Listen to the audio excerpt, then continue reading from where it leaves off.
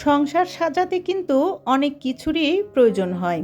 আজকে এটার প্রয়োজন, তো আগামীকাল নতুন আরও একটা জিনিসের প্রয়োজন। আসসালামু আলাইকুম এভরিওয়ান, হেনার সংসার ইউটিউব চ্যানেল থেকে আমি হেনা নতুন একটা ভিডিওতে সবাইকে ওয়েলকাম করছি। কেমন আছেন সবাই?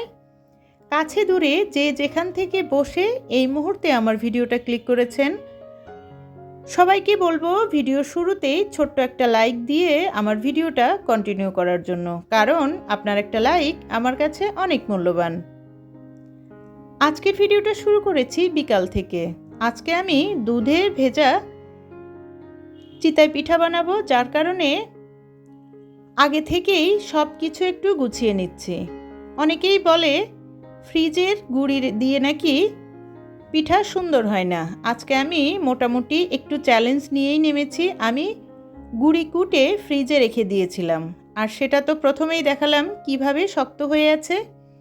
নর্মাল হওয়ার জন্য বিকাল থেকেই গুঁড়ি গুড় সব কিছু বের করে দুধটাকেও অনেকক্ষণ ধরে জাল দিয়ে তারপরে কিন্তু ঘন করে নিয়েছি, যাতে পিঠার শিরাটা খেতে অনেক মজা হয়। আর ফাইনালি দেখেন আমি কিন্তু গোলাটাও তৈরি করে নিয়েছি, আর একে একে পিঠা সাঁচেও দিয়ে দিয়েছি। সত্যি বলতে পিঠাগুলো কিন্তু মাশাআল্লাহ অনেক সুন্দর হয়েছিল। আর ফাইনাল লুকটা দেখতে হলে আমার ভিডিওটা টেনে টেনে না দেখে সম্পূর্ণ ভিডিওটা শেষ করবেন। ভিডিও দেখতে দেখতে যদি কোনো একটা অংশ আপনার ভালো লেগে যায়, আপনি চাইলেই আমার এই ছোট্ট পরিবারটা সাবস্ক্রাইব করে আমার বন্ধু হয়ে পাশে থেকে যেতে পারেন। প্রতিনিয়ত যদি এরকম ভিডিও দেখতে চান, তাহলে পাশে থাকা বেল বাটনটির অল অপশন প্রেস করে রাখবেন, যাতে আমি নতুন কোনো ভিডিও ছাড়লে আপনার কাছে নোটিফিকেশন চলে যায়, আর আপনি আপনার সময় সুযোগ করে আমার ভিডিওটা দেখে নিতে পারেন। ইতিমধ্যে এই কাজগুলো যারা করে ফেলেছেন তাদেরকে জানাই অসংখ্য অসংখ্য ধন্যবাদ। আমার পিঠাগুলো কিন্তু মাশাআল্লাহ অনেকটাই জালি জালি হয়েছিল, আর জালি পিঠা তো খুব সুন্দরভাবে ফোলে, সেটা আমরা সকলেই জানি। আর এই তো একে একে আমি গরম গরম পিঠাগুলো ভিজিয়ে দিচ্ছি। ফাইনালি আমার পিঠা ভিজানো ডান। আমি কিন্তু গুড়টা আলাদা জাল দিয়ে তারপরে কিন্তু পিঠার ভিতরে দিয়ে দিয়েছিলাম। কালারটা যেমন সুন্দর হয়েছে, পিঠাগুলো মাশাআল্লাহ অনেক ভালো হয়েছিল। এখন চলে এসেছি আজকে সকালে। যেদিন পিঠা ভিজানো হবে তার পরের দিন সকালটা কিন্তু আমার কাছে অনেক ভালো লাগে। কার কাছে কেমন লাগে সেটা আমি জানি না, কারণ ঘুম থেকে উঠে নাস্তা তৈরি করার কোনো ঝামেলা থাকে না। আর শীতের ভিতরে মজার হচ্ছে দুধ চিতাই, খুবই আরামদায়ক একটা পিঠা, খেতে যেমন মজার তেমনি কিন্তু সকালটাও একদম রিল্যাক্স। আপনাদের সঙ্গে কথা বলতে বলতে দেখেন আমি পিঠাগুলো তুলে নিচ্ছিলাম, আর এটা এত সুন্দর ভিজেছিল যে তুলতে গিয়েই ভেঙে যাচ্ছিল। কার কার খেতে ইচ্ছে করছে আমাকে কিন্তু কমেন্টস করে জানাতে পারেন।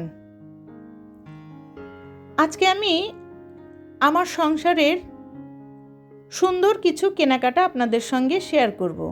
এত কিছুই কেনাকাটা করা হয়, তারপরেও মনে হয় যে কিছুই কেনাকাটা হয়নি, অনেক কিছু লাগবে। আমার তো এরকম মনে হয়, আমি জানি আমার সকল আপুদেরই এরকমই মনে হয়। যতই কেনাকাটা করি কোনো শেষ নেই। আজকে আমি খুবই সস্তা পেয়ে বস্তা ভরে কেনাকাটা করে নিয়ে এসেছি, আর এখানে এত সুন্দর সুন্দর জিনিস এত কম দামে কিনেছিলাম। সত্যি জিনিসগুলো অনেক সুন্দর ছিল। এই যে শুরুতেই আপনাদেরকে একটা কালারফুল পামকিন দেখাচ্ছি, এটা কিন্তু বর্তমানে খুবই ভাইরাল। যে কোনো ছোট্ট একটা জায়গা ডেকোরেশনের জন্য এই মিষ্টি কুমড়াটা অনেক সুন্দর। আর এই যে বাটার রাখার যে ট্রে, এটা যে আমার কত পছন্দের ছিল, অনেক দিন থেকে খুঁজতেছিলাম, পাচ্ছিলাম না। ফাইনালি কিন্তু আমি এটা পেয়ে গিয়েছি, আর এই ছোট্ট ফুলটার জন্য আরও বেশি ভালো লাগছিল। আর এই যে ছোট্ট কিউট একটা জার, এটাতে কিন্তু মোটামুটি অনেক পরিমাণেই জিনিস রাখা যাবে। আর আমি এটা একই ডিজাইনের 3টা কিনেছি। আমার খুব ইচ্ছা আমি ছোট্ট একটা চায়ের কর্নার করব, আর এটা দিয়ে যদি সাজানো হয় আমার মনে হয় জায়গাটা দেখতে খুব ভালো লাগবে। এটাতে কিন্তু চাইলে মশলাও রাখা যাবে, আবার সুন্দর করে টি টেবিল বা ডাইনিং টেবিলের উপরেও কিন্তু খেজুর, বাদাম এগুলো দিয়ে ডেকোরেশন করা যাবে। সত্যি আমার কাছে সাদা কালারটা এমনি অনেক পছন্দ, আর তারপরে এই ছোট্ট ফুলটার জন্য আরও বেশি ভালো লাগছিল। আর এগুলোর ঢাকনাগুলোও কিন্তু খুবই টাইট ছিল, আর প্রতিটা জিনিস এত সস্তায় আমি পেয়েছি। ঘর সাজাতে কার না ভালো লাগে, আর সেটা যদি হয় এরকম পছন্দের কিছু অল্প টাকার কেনা জিনিস, তাহলে তো কোনো কথাই নেই।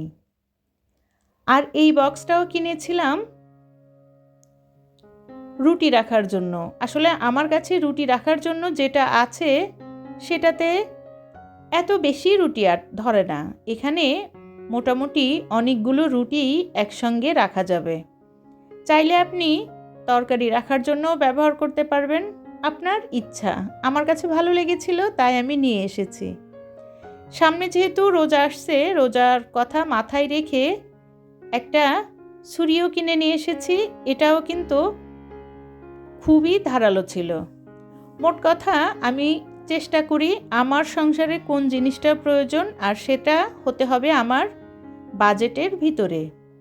আর এই যে ছোট্ট কিউট, এগুলোকে আসলে আমি কি বলবো আমি বলতে পারি না, তবে আমার কাছে খুব ভালো লেগেছিল। এটা আমরা গ্লাসের উপরে ঢাকনা হিসেবে ব্যবহার করতে পারবো। তারপরে হচ্ছে ছোট ছোট ভর্তা বা যে কোনো কিছুই কিন্তু দিতে পারবো। আর ফাইনালি আমার পছন্দের শীর্ষে হচ্ছে এই ছোট্ট কালারফুল কিউট বাটি দুইটা। এগুলো কিন্তু মার্বেল পাথরের ছিল, যার কারণে দেখতে অনেক বেশি সুন্দর ছিল আর অনেকটাই কালারফুল। আর শুরুতেই তো বললাম সংসার এমন একটা জিনিস যেখানে আপনার লাগবে না এরকম কোনো কথাই মনে হয় না কখনো আসে। প্রতিটা জিনিসই দরকারি হয়, সেটা ছোট হোক বা বড় হোক। সেটা আমি ব্যবহার করি বা না করি, কিন্তু আমার কাছে মনে হয় এই জিনিসটা আমার চাই। আমি একদিন ব্যবহার করলেই তাতেই খুশি। আর এই যে দুইটা ব্রাশ বা কলম রাখার যে হোল্ডার সেটা নিয়ে এসেছিলাম। আসলে এই দুইটা আমি ওয়াশরুমে ব্যবহার করব। আগের দুইটা একটু নষ্ট হয়ে গিয়েছিল, যার কারণে আবার নতুন দুইটা নিয়ে এসেছি। আর এই তো দেখেন, সত্যি আমার কাছে তো অনেক ভালো লেগেছে। আপনাদের কাছে কেমন লেগেছে আমাকে কিন্তু কমেন্টস করে জানাবেন। এত কিউট কিউট জিনিস যতই দেখি ততই ভালো লাগে। এগুলো দিয়ে যখন আমি ঘর সাজাবো তখন কিন্তু আপনাদের সঙ্গে শেয়ার করব। আর সত্যি সস্তার ভিতরে এত ভালো জিনিস পাওয়া গেলে খুশি তো যেরকম অনেক হয়ে যায়, আর পছন্দ তো আছেই। সব কিছুই অনেক সুন্দর। আমার কাছে এই ছোট্ট কিউট পিসগুলো যেরকম ভালো লেগেছিল, পামকিনটাও কিন্তু আমার অনেক পছন্দ হয়েছিল। সব কিছু মোটামুটি অনেক সুন্দর। আজকের ভিডিওটা আমি আর বেশি বড় করব না, আপনাদের কাছ থেকে এখান থেকেই বিদায় নিব। সবাই ভালো থাকবেন, সুস্থ থাকবেন, আমি এবং আমার পরিবারের জন্য দোয়া করবেন। আমার এই ছোট্ট পথ চলার সঙ্গী হবেন। আল্লাহ হাফেজ।